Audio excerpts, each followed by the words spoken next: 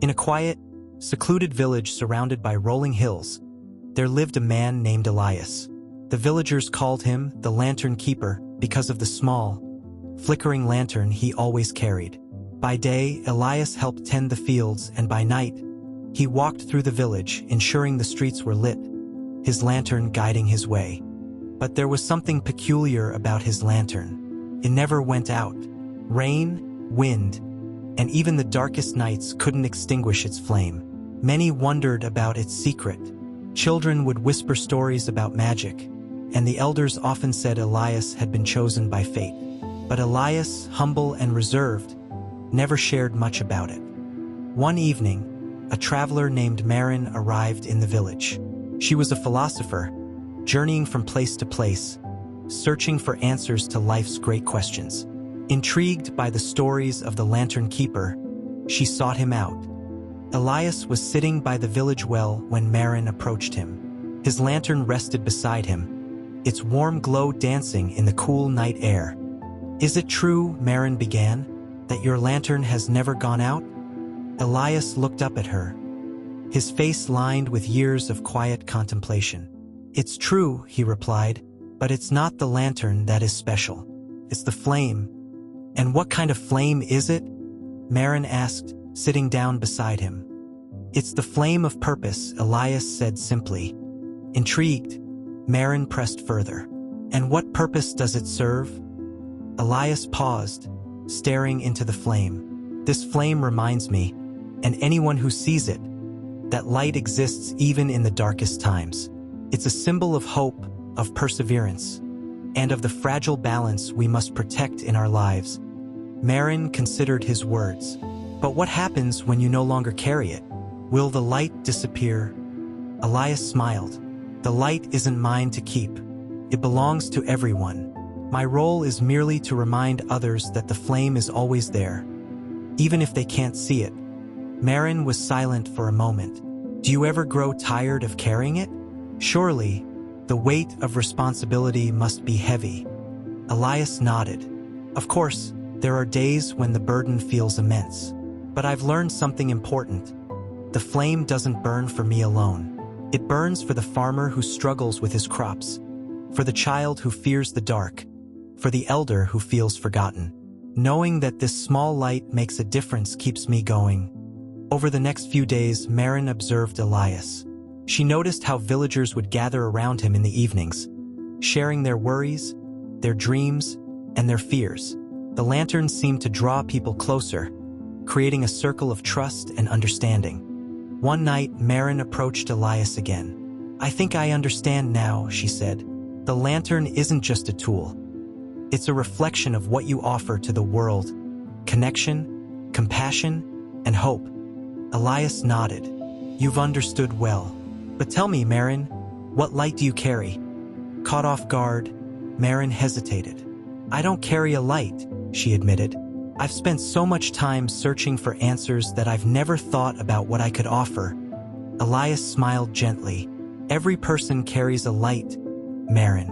Sometimes it's buried deep, hidden by fear or doubt, but it's there waiting to be found."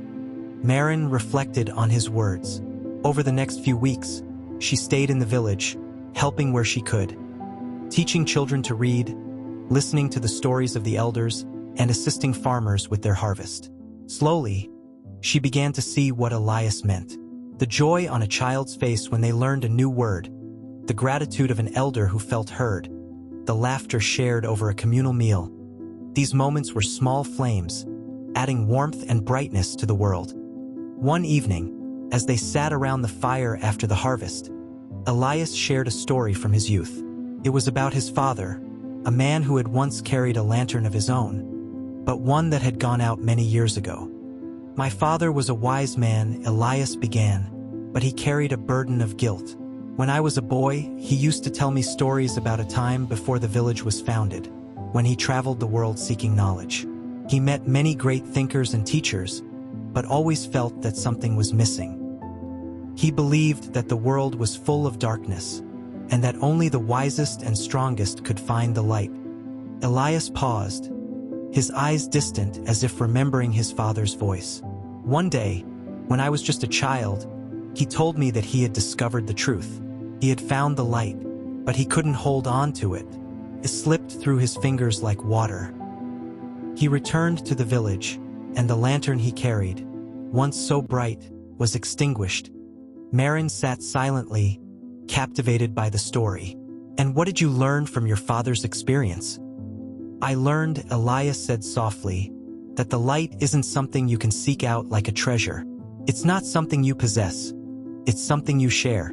My father was so focused on finding it that he forgot that it had always been with him. And it was his inability to share it that caused the flame to die. Marin thought about this deeply. She realized that she, too, had been searching for answers for so long, but perhaps she had overlooked the most important part: sharing what she already had, rather than seeking something new. One day, after several weeks of staying with Elias, Marin prepared to leave the village.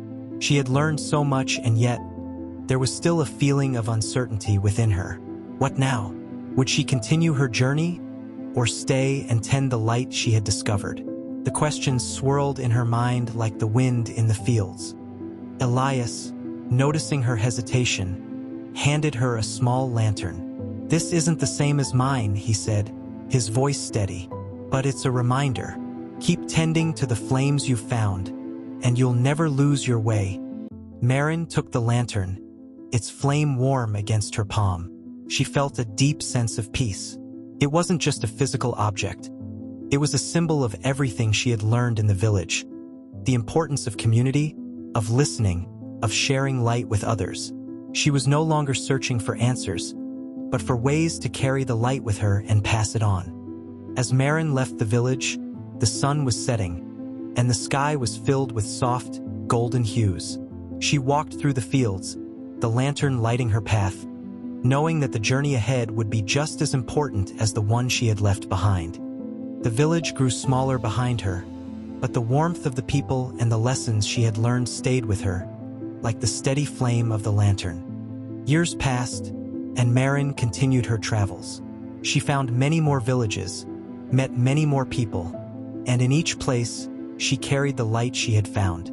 She would sit with children, teach them to read, comfort the elderly, and listen to the troubles of those around her. Sometimes, she would share stories of the lantern keeper, Elias, and the lessons she had learned from him. In every place she visited, the lantern she carried became a symbol of hope, of purpose, and of shared humanity. And though her travels took her far and wide, Marin never forgot Elias's words: "The light belongs to everyone." It is your role to remind others that the flame is always there, even if they can't see it. Eventually, Marin returned to the village where it all began. The people remembered her, and as she sat by the well with Elias's lantern in her hand, she realized that her journey was not just about finding answers. It was about becoming the answer. And so, the light continued to burn, not because of any one person, but because of everyone who had come before her and those who would come after. The lantern would never go out, as long as someone remembered to carry it.